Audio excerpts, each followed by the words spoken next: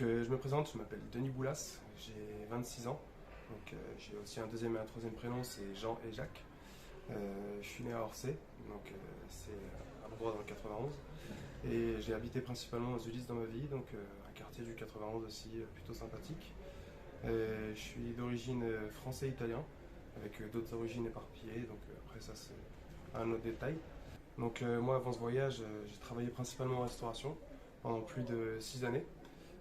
J'ai aussi fait pas mal de métiers à gauche à droite. J'ai fait animateur de colonie, préparateur de commandes. J'ai fait pas mal de choses, hein, franchement, honnêtement. J'ai travaillé aussi à Amazon. J'ai même fait un petit peu coach de boxe, mais ça c'est un autre détail. J'ai fait ça pendant quelques petits mois. J'ai vraiment travaillé dans beaucoup d'endroits. Ça m'a permis de voir pas mal de choses dans ce monde et pas mal de profils différents. Ce qui m'a permis, même aujourd'hui, du coup, je suis même marcheur maintenant.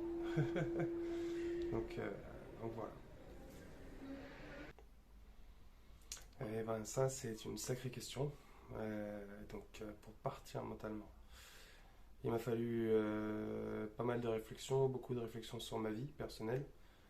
Il faut faire des constats, je pense, beaucoup de réflexions sur soi-même en fait. Je pense qu'il faut être conscient de ce qu'on a vécu, ce qu'on a envie de vivre, ce qu'on veut réellement faire, pourquoi.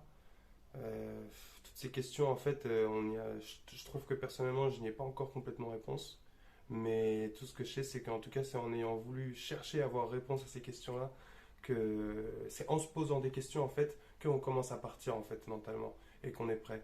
Je pense pas que c'est en restant comme ça et à vivre les mêmes choses tous les jours et à vouloir que ça se passe constamment pareil que déjà mentalement on peut avoir la possibilité de partir.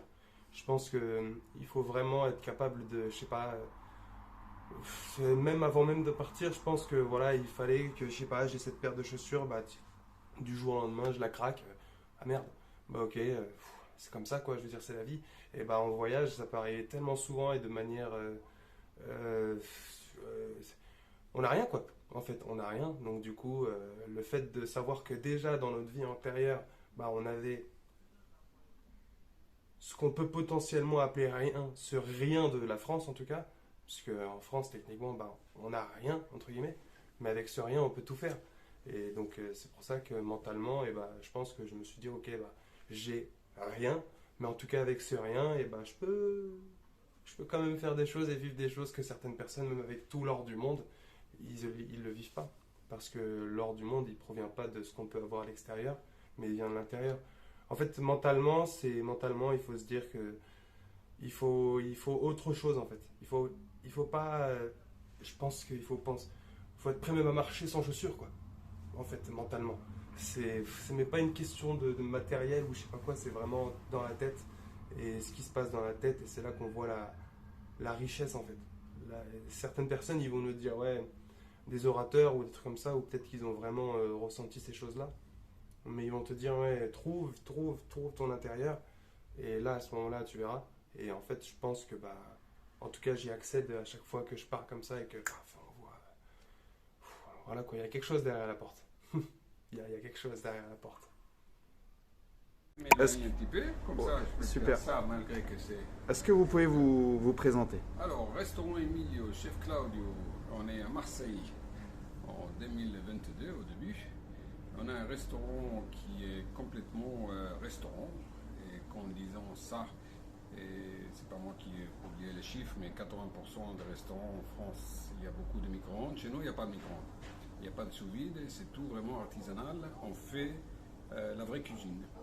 On a pas mal de gens connus par vous qui sont venus ici parce qu'on fait la vraie cuisine. Voilà, vous allez goûter, ça nous fait plaisir de partager avec vous ce moment magnifique dans votre tour d'Europe, puisqu'on fait partie d'Europe, mais on fait partie d'Europe, espérons, qui porte les bons côtés, en essayant d'oublier les mauvais côtés. Voilà, un grand plaisir. Merci.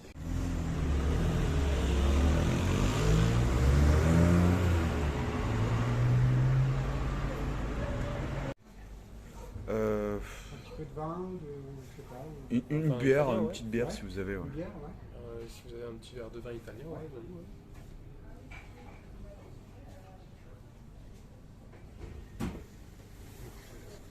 15,50.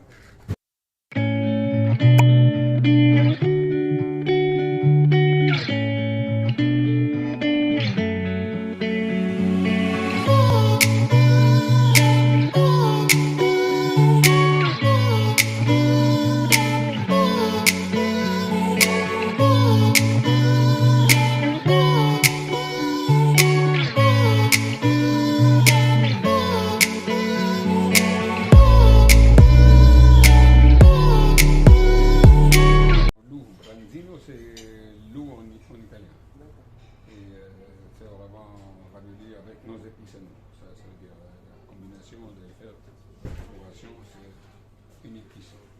Moi j'ai que le sang italien. Ah oui? Ouais. De quel côté?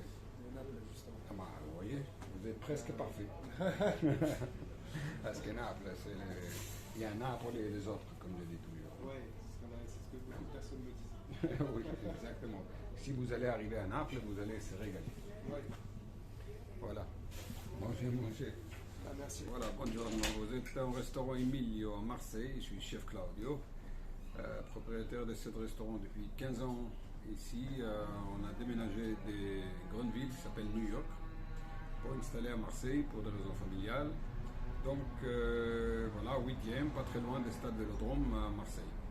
On a fait un restaurant, disons, avec le but d'avoir les hautes gammes d'Italie et surtout artisanal, puisqu'on fait la vraie cuisine, on fait 100% cuisine. On ne fait pas des choses au micro-ondes puisqu'on n'a pas de micro-ondes, donc pas de sous-vide, pas des choses qui sont préparées ailleurs, tout est préparé sur place avec les meilleures qualités qu'on peut avoir pour la santé et pour le plaisir de passer un repas pas comme chez les autres. Parce que c'est pas mon métier du tout. Je viens d'aviation et toute ma vie j'étais dans l'aviation. Je suis pilote aussi privé, mais l'aviation en général.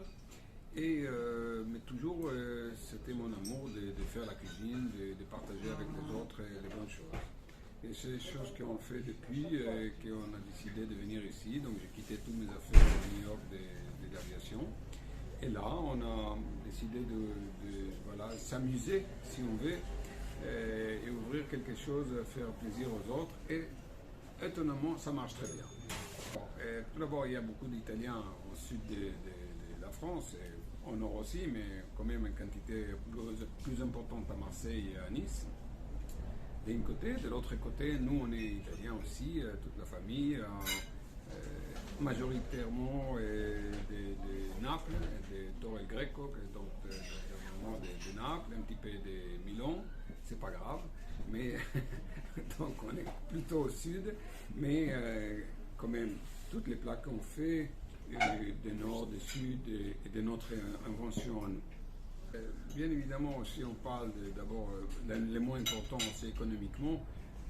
Bien évidemment, c'est compliqué. Le monde est devenu compliqué, mais en même temps qu'on dit ça, et on est dans la 3e année de cette crise sanitaire, et pourtant, on ne voit pas plus de pauvreté. Peut-être au contraire, on voit une meilleure situation peut-être qu'avant, chose qui est étonnante, et chose qui nous doit faire réfléchir et qui est derrière tout. Puisque si ça s'apporte si bien économiquement, il y a un mystère aussi, autant mystère que le Covid. Mais bon, je suis à peine un restaurateur et on tente de continuer à faire notre métier, à faire le plaisir aux autres, mais on est debout, on est bien. Et je pense que l'État nous a quand même aidé bien et mondialement, ça a l'air pas trop mal, on ne peut pas exagérer. Maintenant, humainement, est-ce qu'on est content? Oui, mais je pense que quand même le monde n'est pas assez gai pour moi. Et vous voyez, nous on participe à pas mal de choses, d'associations et des donations. On fait pas mal pour les corps médicaux, qu'on oublie bien qu'ils font du travail sublime, puisque nous on va souvent aux hôpitaux et pour les servir. Et on voit. Il y a beaucoup de monde qui dit c'est leur métier. Non, ils font beaucoup au-delà de leur métier. Si vous allez à l'hôpital, vous allez voir, c'est pas quelqu'un qui fait leur métier, c'est quelqu'un qui donne vraiment à fond. Et on aide aussi pas mal d'associations qui aident des gens qui sont dans la rue, ou que des gens qui ont des problèmes de santé, etc. On fait le maximum pour aider aux autres, voilà, pour participer. Bien sûr, naturellement, on se ressent bien quand même. La fréquentation est beaucoup moins importante actuellement. Naturellement, il ne faut pas aller à l'université. On fait un calcul. Une semaine, 1 million de malades, encore quelques millions de cas contacts, encore des télétravail, etc.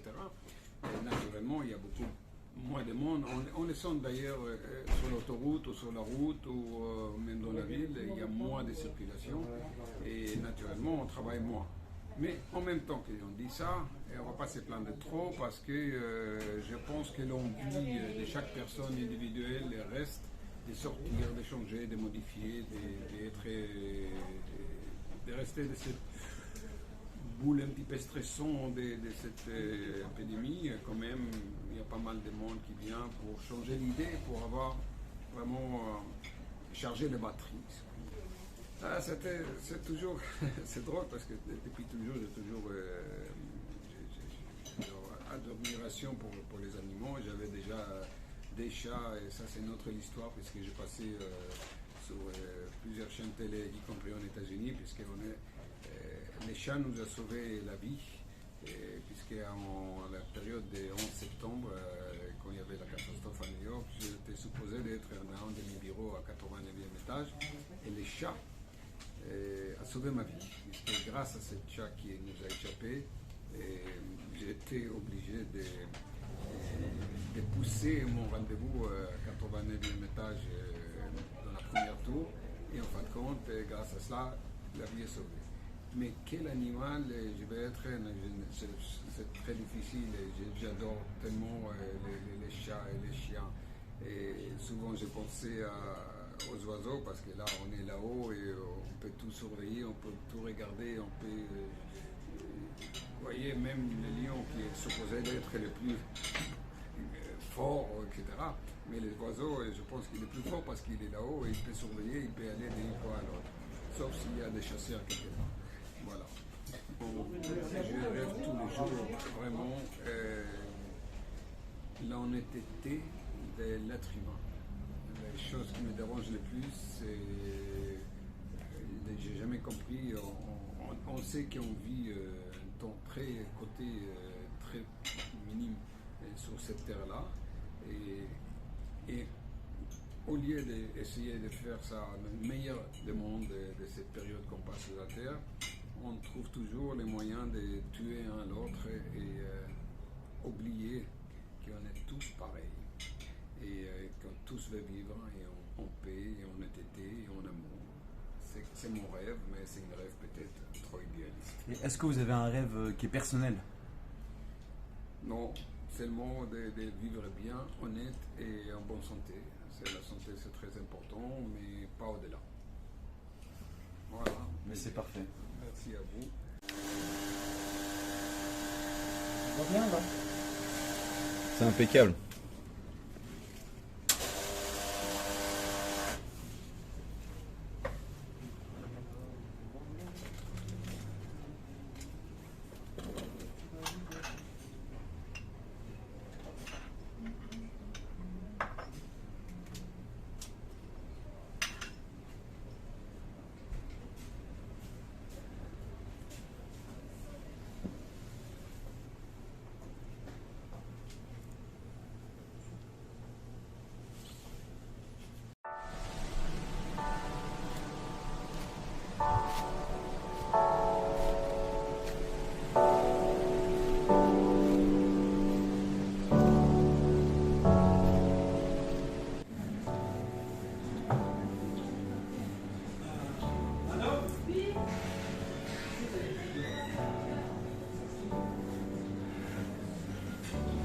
Qu'est-ce que tu penses de cette...